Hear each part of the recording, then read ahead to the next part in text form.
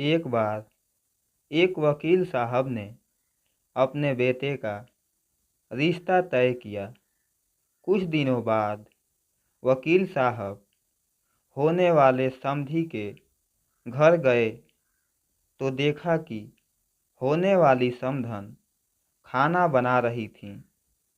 सभी बच्चे और होने वाली बहू टीवी देख रहे थे। वकील साहब ने चाय पी, कुशल जाना और चले आए।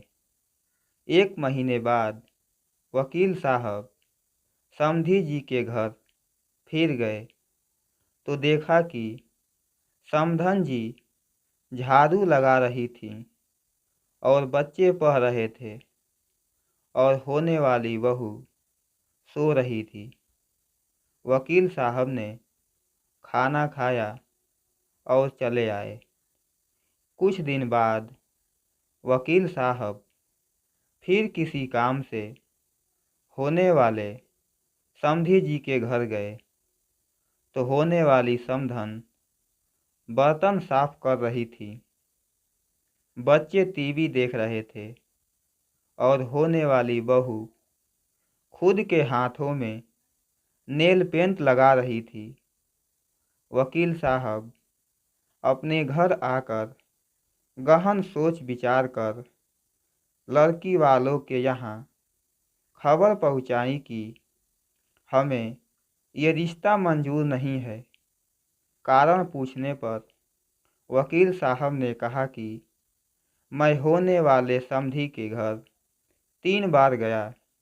तीनों बार सिर्फ समधन जी ही घर के काम काजों में व्यस्त दिखीं।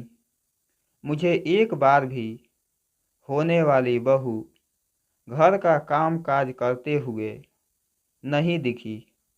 जो बेटी अपनी सगी माँ को हर समय काम में व्यस्त पाकर भी उनकी मदद करने की ना सोचे, उम्र दराज माँ से कम उम्र की जवान होकर भी स्वयं की माँ का हाथ बटाने का जज्बा न रखे, वो किसी और की माँ और किसी अपरिचित परिवार के बारे में क्या सोचेगी। मुझे अपने बेटे के लिए एक बहू की आवश्यकता है, किसी गुलदस्ते की नहीं जो किसी फ्लावर पॉट में सजाया जाए। मेरे प्यारे दोस्तों, इस कहानी से हमें क्या सीख मिलती है, आप अपनी राय कमेंट बॉक्स में दे सकते हैं।